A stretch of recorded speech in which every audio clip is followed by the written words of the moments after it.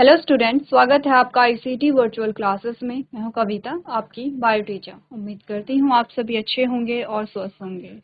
तो class continue करेंगे अपना चैप्टर, जिसमें हम बात कर रहे हैं breathing and exchange of gases, यानी कि हम बात कर रहे हैं रेस्पिरेशन के बारे में। तो रेस्पिरेशन हमारा जो अभी तक प्रोसेस चल रही है वो ऑलमोस्ट कंप्लीट हो गई है, जिसमें आज हम नए टॉपिक्स भी स्टार्ट करेंगे।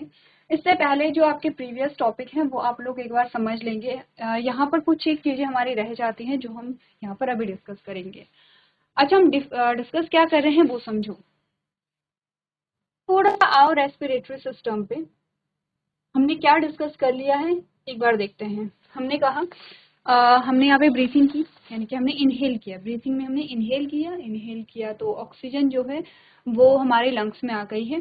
अच्छा, ये हुआ कैसे है? हमने कहा इनहेलेशन और एक्सहेलेशन का मैकेनिज्म जब हमने पढ़ा था, तो एक तो कंसंट्रेशन ग्रेडियंट था, जो कंसंट्रेशन का डिफरेंस था, या पार्शियल प्रेशर का डिफरेंस क्रिएट हुआ था हमारे लंग्स में। कैसे हुआ था? जब हमारे इंटरकॉस्टल मसल्स और डायाफ्राम जो है उनमें चेंजेस आए थे। इंटरकॉस्टल मसल जो है वो यहाँ पे एक्सपेंड हुई थी, और हमारा जो डायाफ्राम है वो ऊपर वो नीचे की ओर आया था। ठीक है, वो ऐसे था तो वो नीचे की ओर आया था।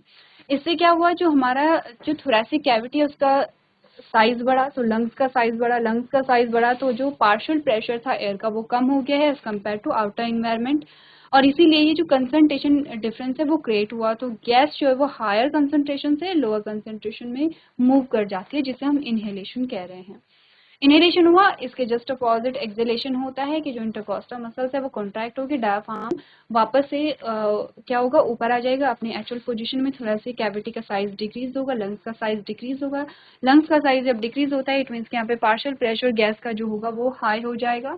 अब यहाँ पर हाई होगा तो किसके कंपैरिजन में? As compare to outer environment. और जो गैस है वो हाई कंसंट्रेशन से लो कंसंट्रेशन में मूव करेगी टूवर्ड्स द आउटर इन्वायरमेंट।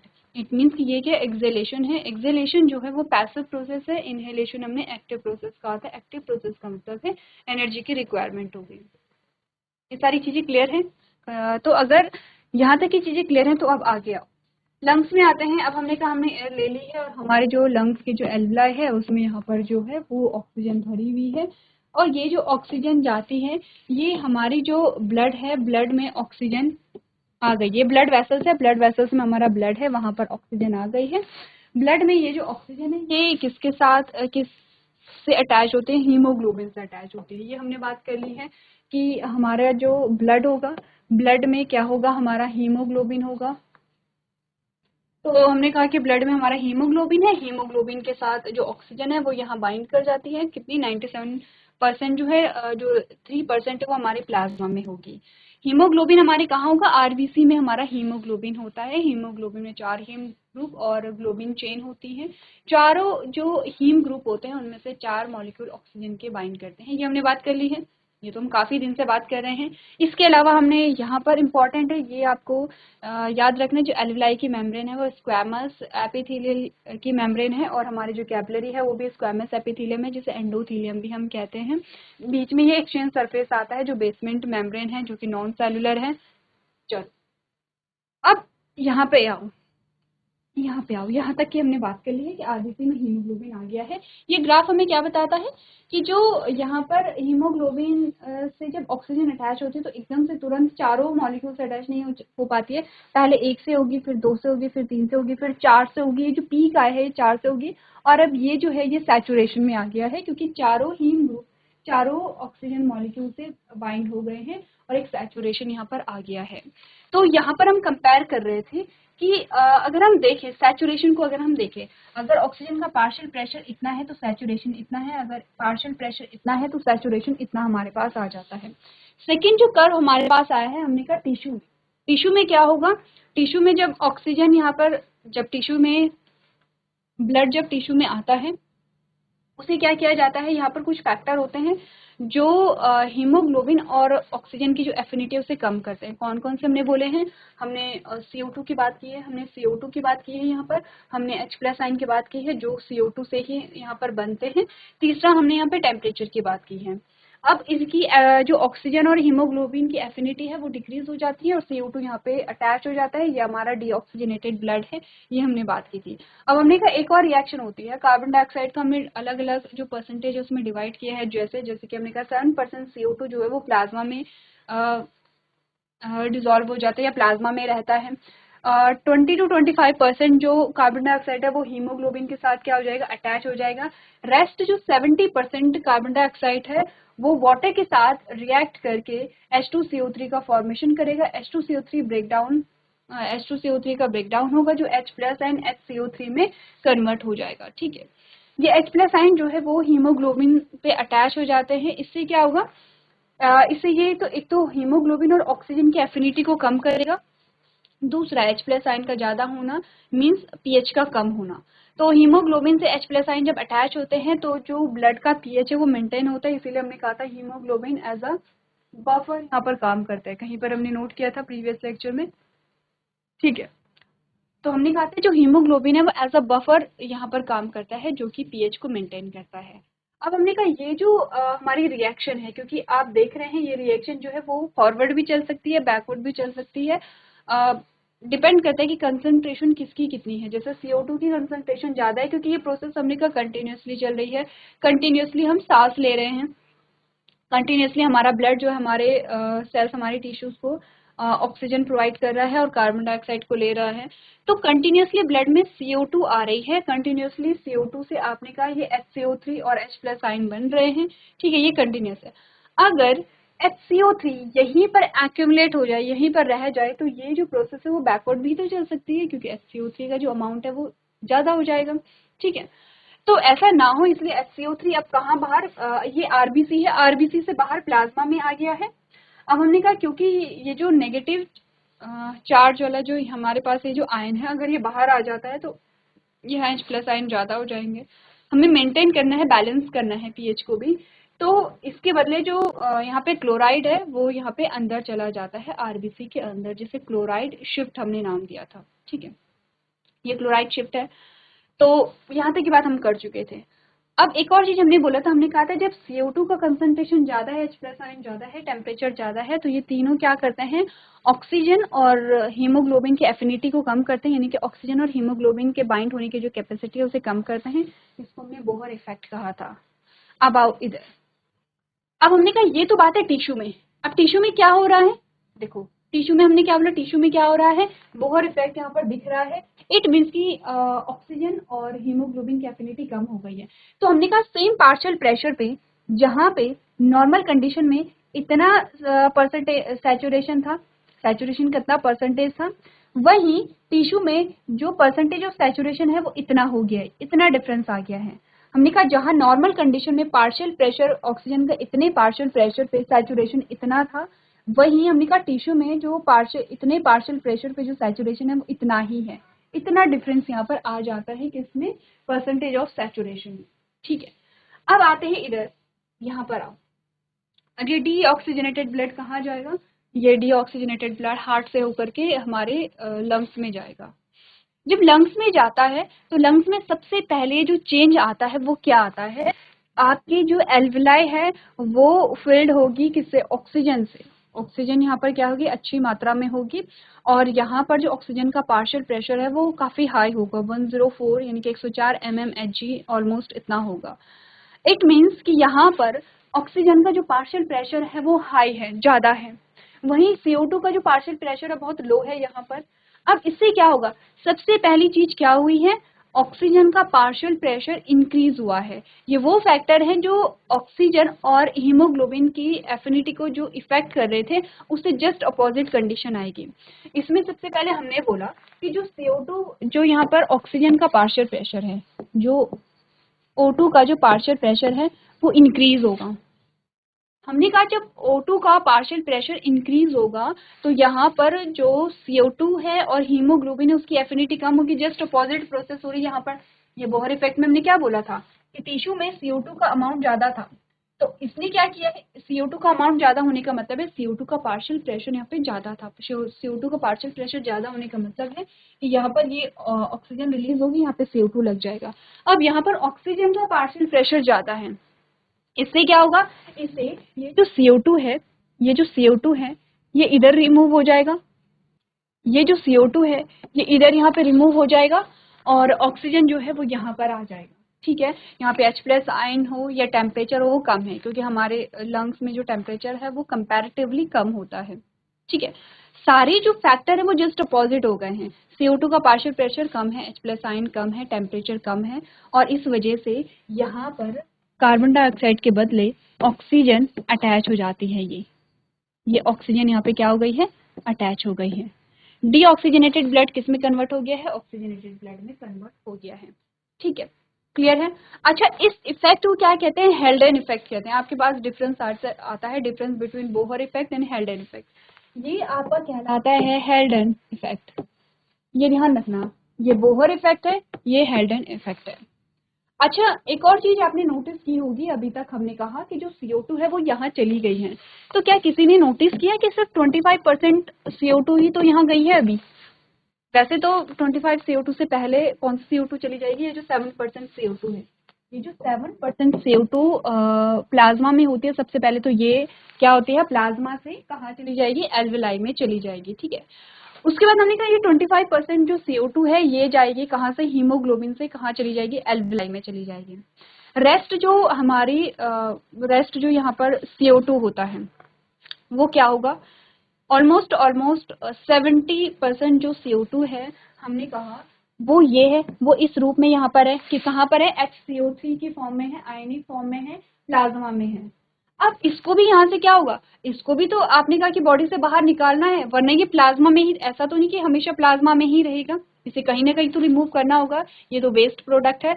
अब क्या होगा, देखो ये HCO3 क्या होगा, ये RBC में एंटर करेगा, HCO3, और जो यहाँ पर RBC में जो क्लोराइड था वो फिर से कहाँ आ जाएगा, प्लाज्मा में आ जाएगा। इसके जस्ट अपोजिट प्रोसेस हुई है। ये क्या था, HCO3 बाहर आया और क्लोराइड अंदर आया। यहाँ पर क्या हो रहा है, HCO3 अंदर गया और क्लोराइड बाहर आ गया है। ये है, ये तो है यहाँ पर क्लोराइड शिफ्ट,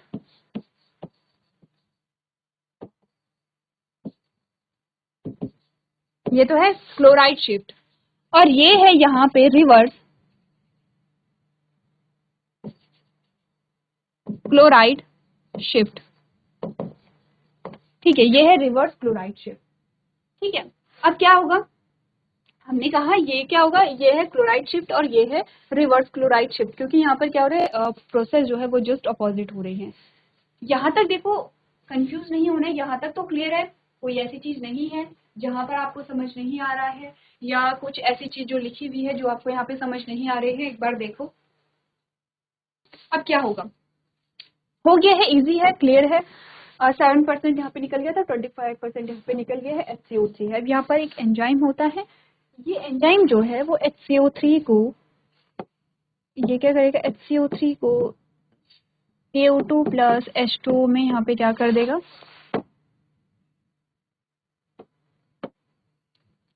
H2O में क्या कर देगा, कन्वर्ट कर देगा, और ये जो CO2 है वो क्या होगी, यहाँ से बाहर रिमूव हो जाती है।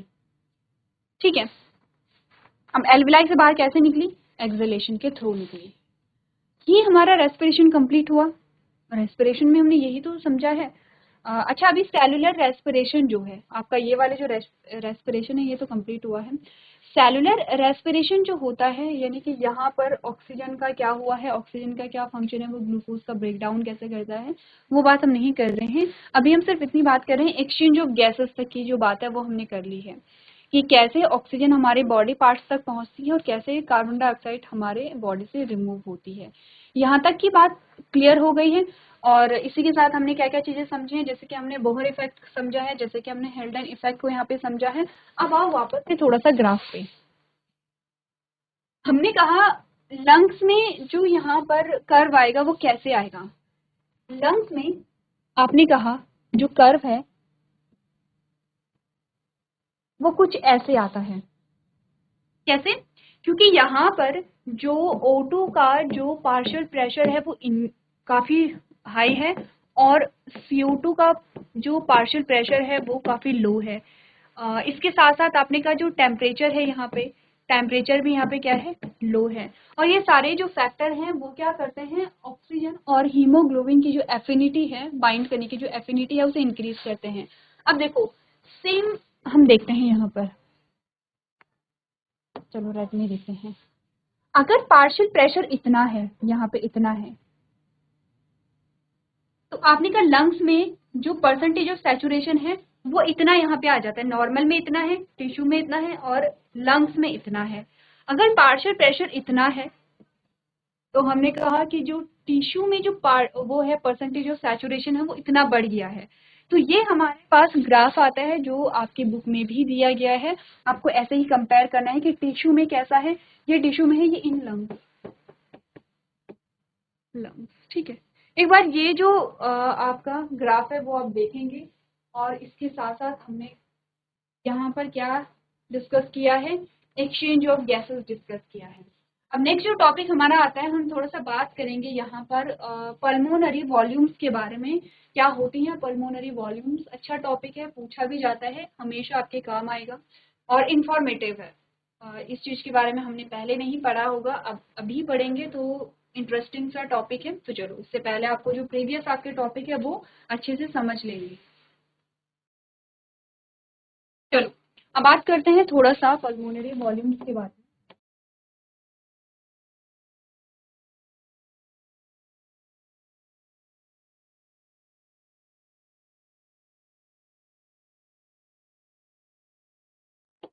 कुछ वैल्यूज हमारे पास आते हैं, ठीक है, जो कि वॉल्यूम्स होती हैं। सबसे पहले जो वैल्यू है दैट इज टाइडल वॉल्यूम।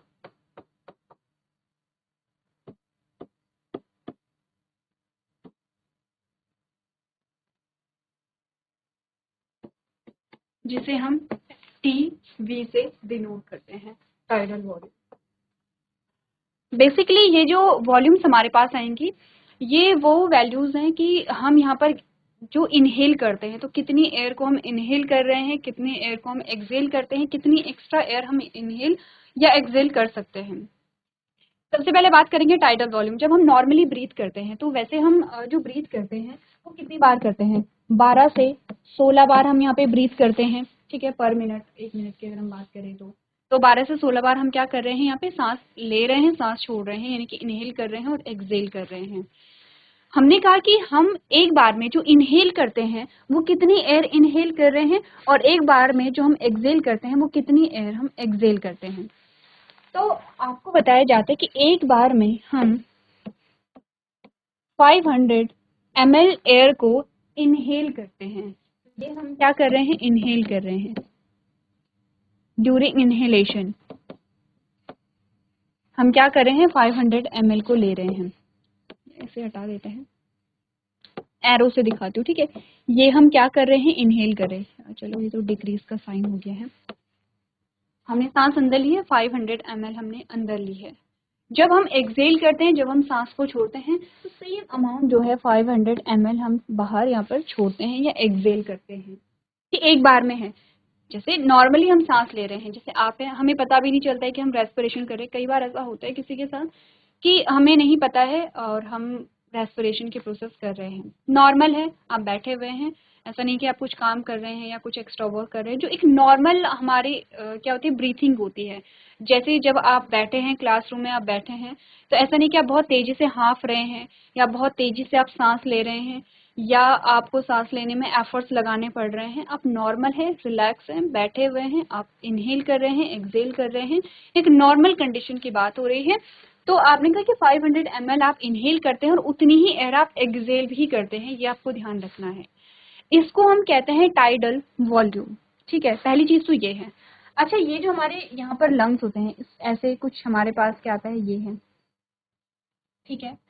अब हमने कहा कि हमने एयर ली है, हमने इनहेल किया है और हमने एक्सहेल किया है, लेकिन ऐसा नहीं होता है कि हमारा लंग्स, हमारे जो लंग हैं वो खाली हो जाएंगे। आपने टाइडल वॉल्यूम जब आपने लिया है तो 500 ml आपने अंदर ली है, और जब आपने एक्सहेल किया तो 500 ml आपने क्या कर दी है, एक्सहेल यहाँ पर कर दी है। लेकिन ऐसा नहीं होता है कि हमारे जो लंग्स हैं वो खाली हो गए हैं जब हम सांस छोड़ते हैं। हमारे जो लंग्स हैं उसमें कुछ अमाउंट ऑफ एयर जो होती है वो हमेशा रहती है और हमारे लंग्स कभी भी खाली नहीं होते हैं बिना एयर के। ऐसा नहीं होता है कि हमारे जो लंग्स हैं उनमें बिल्कुल भी एयर नहीं बची है। कुछ अमाउंट ऐसा होता है कि जो हमेशा हमारे लंग्स में रहता है। उसके अलावा, उसको मिलाकर के बात नहीं हो रही है, उसके अलावा जो 500 ml है उसके अलावा है जो हम सांस लेते हैं और हम सांस छोड़ते हैं। इसका मतलब समझी? सिंपल सा मतलब है, देखो एक कंटेनर है, ठीक है, उसमें इतना जो पानी है वो हमेशा रहता है, वो हमेशा रहेगा इतना पानी, ठीक है। अब आप क्या करते हैं, अब आप पानी को भरते हैं, तो आपने इतना पानी भर दिया, आपने इतना एक्स्ट्रा पानी इसमें डाल दिया,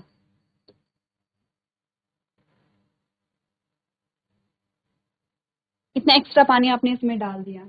फॉर एग्जाम्पल ये जो पानी है ये कितना है, 500 ml आपने इसमें डाला और यही इतना ही पानी आपने 500 ml पानी आपने निकाल दिया है, ऐसा ही कुछ हम कह रहे हैं। तो जब हमने 500 ml इसमें डाला और 500 ml हमने इसमें निकाल दिया, तो ये जो अमाउंट है वाटर का ये इसमें हमेशा ही रहेगा, ठीक है। सेम वही चीज है कि टाइडल वॉल्यूम तो ये 500 ml है, इसके अलावा कुछ अमाउंट ऑफ एयर हमारे लंग्स में हमेशा ही रहती है और हमारे जो लंग्स हैं वो कभी भी एकदम पूरे खाली नहीं होते, 100% एम्प्टी कभी नहीं मिलेंगे आपको। ये हमारा टाइडल वॉल्यूम है। अब हमने कहा कि अगर हम इनहेल और एक्सेल 500 ml कर रहे हैं एक बार में। अच्छा देखो, जब हमने इनहेल किया तो होगा क्या, जब हम इनहेल करते हैं तो क्या होता है, ये जो लंग्स का साइज है ये इतना बढ़ जाता है। जब हमने क्या किया है, यहाँ पे 500 ml एयर ली है तो ये बढ़ जाएगा। ये कब है, जब आप इनहेल करेंगे तो ये साइज इतना बढ़ गया है। जब आप एक्सेल करेंगे, जब आप एक्सेल करेंगे तो वापस से ये इसका जो यहाँ पे लंग्स का जो साइज है वो फिर से नॉर्मल यहाँ पर हो जाएगा। ये तो हम समझते हैं ना, हमने कहा यहाँ पे 500 ml जब बाहर निकला तो इसका साइज फिर से इतना हो जाएगा। जब हम सांस लेते हैं तो हमारे लंग्स का साइज बढ़ता है, तो ये यहाँ तक बढ़ गया है। जब हम सांस छोड़ते हैं तो हमारे लंग्स का जो साइज है वो अपनी एक्चुअल पोजीशन में आ जाता है। जब ये अपनी एक्चुअल पोजीशन में है तब भी सम अमाउंट ऑफ एयर इसमें प्रेजेंट होगी। हमने कहा एक बार में हम 500 ml को अंदर ले रहे हैं और अंदर छोड़ रहे हैं, तो पर मिनट कितना होगा, 6 लीटर टू 8। इतना हम क्या करेंगे, 1 मिनट में एक्सेल और इनहेल करते हैं यहाँ पर किसको, एयर को। पहली जो वॉल्यूम है वो क्लियर है, पहली वॉल्यूम क्लियर हुई है। यहाँ पे पहला जो वॉल्यूम है वो यहाँ पर कंप्लीट होता है। दूसरे वॉल्यूम के बारे में बात करते हैं, ये पर मिनट है, ठीक है। दूसरा जो है वो है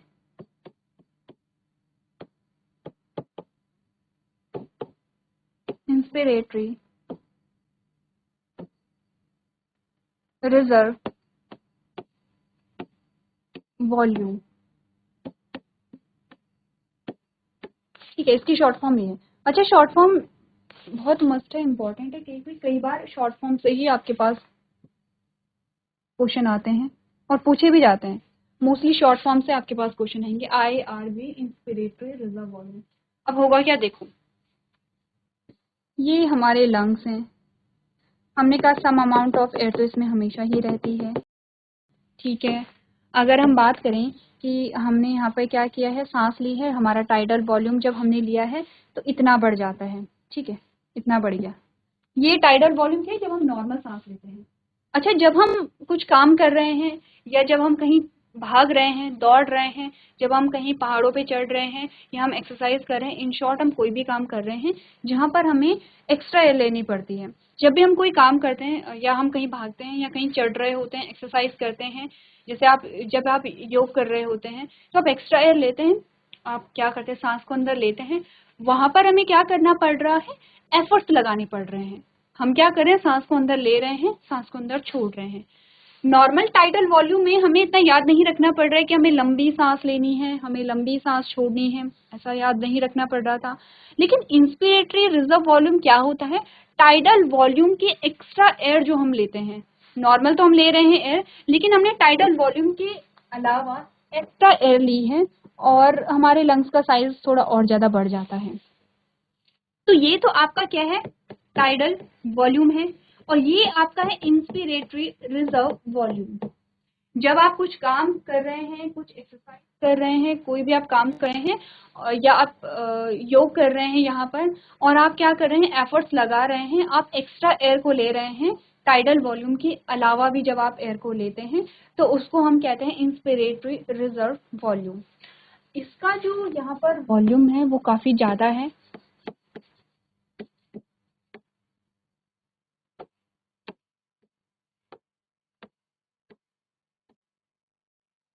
ठीक है, 2500 टू 3000 ml इसका क्या है यहाँ पर, इसकी वैल्यू है। अब देखो टाइडल वॉल्यूम और इंस्पिरेटरी रिजर्व वॉल्यूम में कितना डिफरेंस है।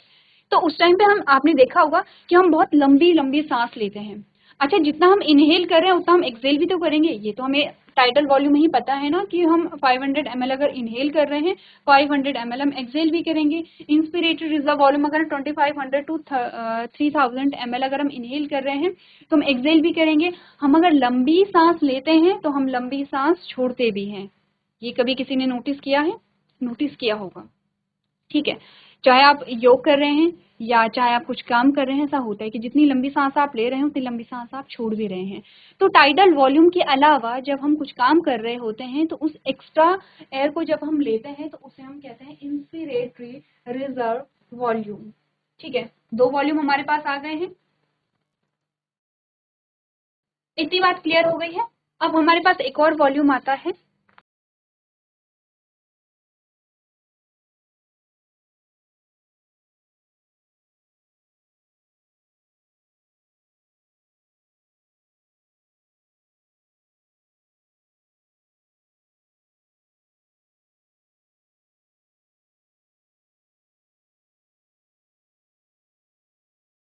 देखो ये याद करना ही है, अभी हम यहाँ पे कैपेसिटी की भी बात करेंगे, ये तो वॉल्यूम है, हम कैपेसिटी की बात भी करेंगे, तो उसके लिए इम्पोर्टेंट है।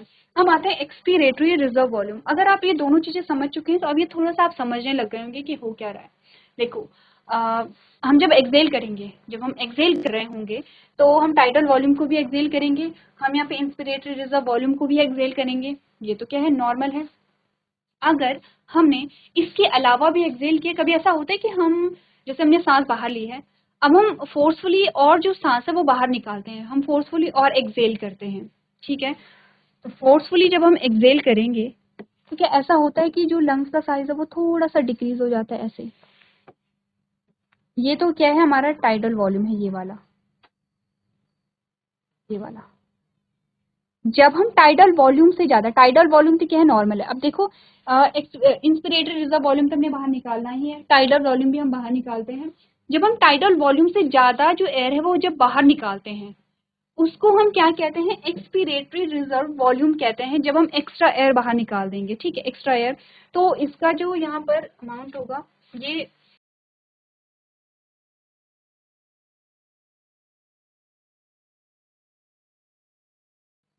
पर ब्रीथ, ये पर ब्रीथ आप यहाँ पर लिख लेंगे। ठीक है, ये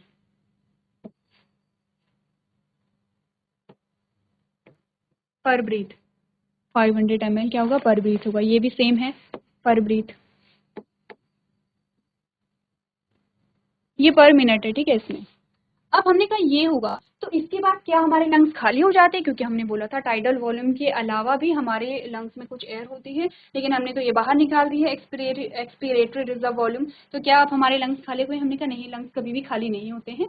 हाँ, हमने एक्स्ट्रा एयर निकाल दी है, ठीक है, लेकिन वो खाली नहीं होंगे, एकदम से खाली नहीं होते हैं। इसके अलावा हमारे पास वो अमाउंट अब होगा, उसके बारे में भी तो बात करेंगे। हम बार बार कह रहे हैं कि सम अमाउंट ऑफ एयर जो है वो हमेशा यहाँ होती है, वो अमाउंट क्या होगा, उसे हम रेजिडुअल वॉल्यूम कहते हैं। एक बार आप लोग उसे घर से पढ़ के लेकर के आएंगे, नेक्स्ट लेक्चर में हम कैपेसिटीज की बात करेंगे, और यहाँ तक का जो टॉपिक है आप लोग घर से एक बार पढ़ के लेकर के आएंगे। तो आज के सेशन में हम इतना ही करेंगे। अभी तक क्लास में बने रहने के लिए आपका धन्यवाद।